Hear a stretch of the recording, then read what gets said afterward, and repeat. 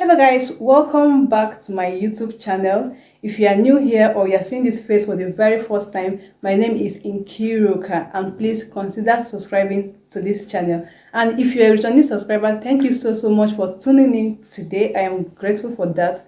So in today's video, I'm going to be sharing with you how to answer OSCE exams question in midwifery practical exam. So if you're interested in this kind of video, keep watching and I'll be right back.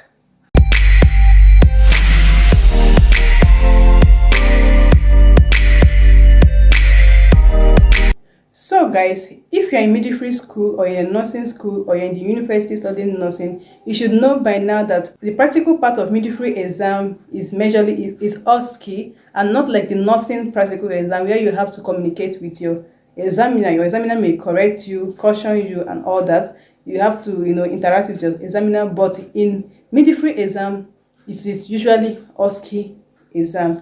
I'm going to leave on the screen the full meaning of OSCE. So in OSCE exams, you don't get to communicate with your examiner. The examiner don't have to even ask you any question with his mouth, and you don't even have anything to even tell your examiner. You can't even talk to your examiner, and your examiner can't talk to you. So you just walk up to the question and you carry out the procedure that is written there, and that is it.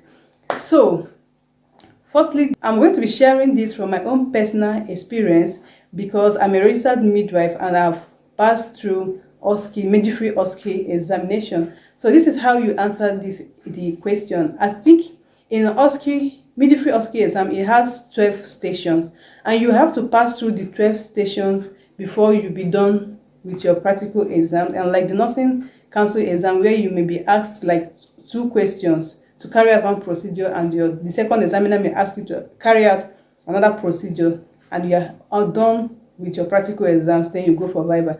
But in midwifery exam, it is different. It is OSCE exam, so you will have to pass through 12 stations before you be done with your exam. And this happens at the same time. You don't have to go around the 12 station alone, and maybe the next person have to now go to his or her own round 12 station alone. No, everything happens at the same time. So it means that 12 persons will be in the examination ward at the same time.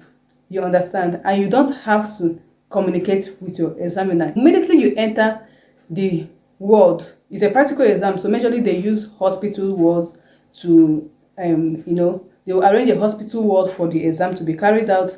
There might be live patients in there. There may be models that you may describe and anything they wish to ask you for that exam. Remember, it's an external exam, so everything you are writing in your own state is what others are writing in their own state. So that is how the arrangement is going to be. 12 people enters this hall at the same time.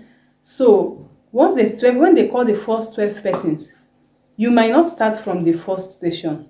So maybe if you are number 6 to enter the hall, the ward, you will be at station 6.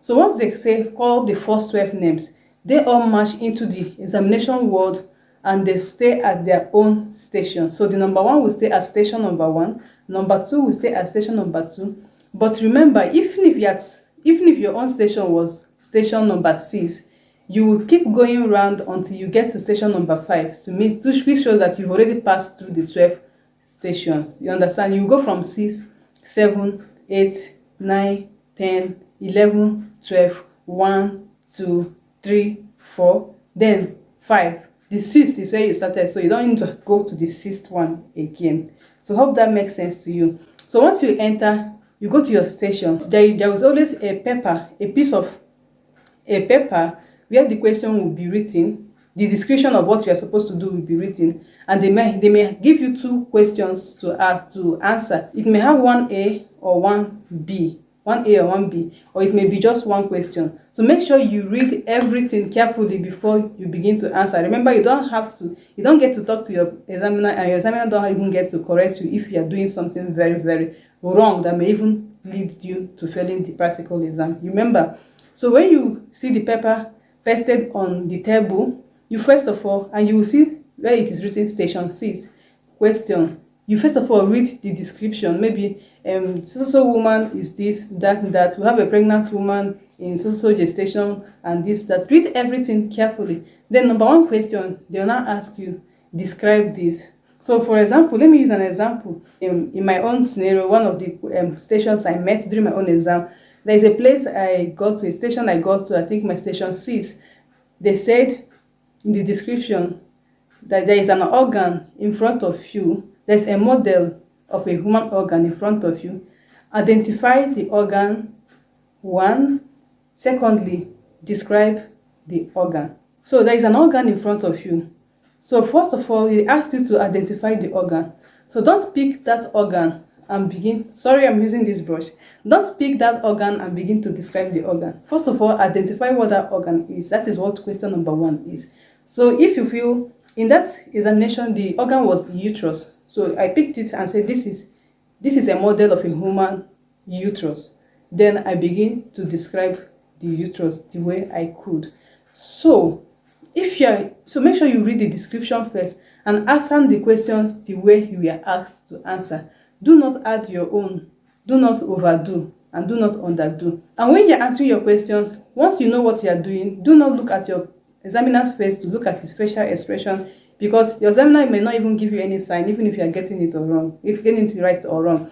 And when you are done with a particular station and you're moving on to, and once the bell rings, remember in each station you have few minutes to be done and you round. I don't know the number of time they may give you, like 5 minutes. Then they'll ring the bell, you move to the next station. Once you hear the bell, stop, move to the next station, read the description, read the instruction, read the question, and you begin to answer. So once you get to your station, once you read the question, like what I said, pick what they asked you to do. Maybe they asked you to do a physical examination of a newborn. So they say in front of you is a newborn baby that was just given birth to 30 minutes ago. Do physical examination on this baby. Maybe they'll have a model of a baby. They can't use a human baby for this examination. So what you're going to do is, once you come, you read the question. Maybe you're done reading the question, you start carrying out the instruction, the things they ask you to do. You start, doing the physical examination. And as you are doing it, you are not talking to yourself. You are talking for your examiner to hear. You understand? You want your examiner to, understand what you are saying. But don't concentrate on your examiner's, like during my own, at the point I was answering my own question, my examiner got a call and started answering a call. I don't care. I continued answering my question until they rang the bell and I moved to the next station. If you get distracted by anything, once they ring the bell, you are off from that station and you move to the next station. So that is how you are going to be moving from one station to another station till you are done. And if you didn't do well in a particular station, please do not allow it to affect you in your next station. You may end up passing that particular station you feel you didn't get very well. So do not allow it to affect you emotionally or anyhow. Don't allow it to affect you. Just forget about it. Move to the next station and do well. If you don't do well here, your plan should be to do better in the next station. Don't allow it to affect the way you perform in the next station that you're going to meet. So that is how. So maybe you hear the bell, just stop and move over to the next station, and that is how you will continue to move. You answer questions until you get to the last question. Remember, as you are carrying out your own procedure, someone else is carrying out his or her own procedure. So do not be distracted by what this other person is describing. Like when I did my own exam, there was a time I described a particular organ as uterus, and I went to the next station. And the person that came, when I left that station, I entered another station. The person that entered that station that I left described the organ as a heart. So do not start feeling like you failed. Just, have confidence in yourself that whatever you described is the right thing. Or even if you didn't get it right, maybe it was actually a heart and you called it a uterus. Forget about it and move over to the next question. You may actually be the one getting it right and she or he the one getting it wrong, or vice versa. Don't ever get distracted by what other persons are doing in their own station. Some people can be so elaborate, they want to show their skills.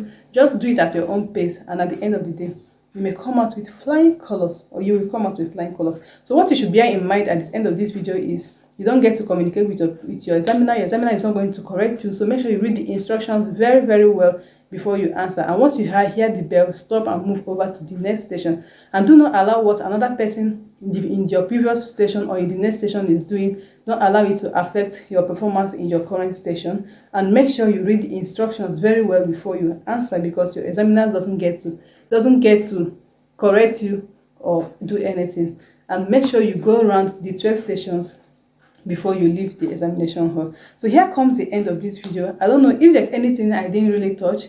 I will let you know in the comment section. If you have any question for me, let me know in the comment section. So if you enjoyed this video, give it a thumbs up, click the like button, comment, share, and don't forget to subscribe to this channel and turn on your post notification to get notified each time I upload videos like this. And each time I upload a new video, you'll be the very first to get notified each time I upload a new video. So thank you so much guys for watching, and I will see you in my next one. Bye.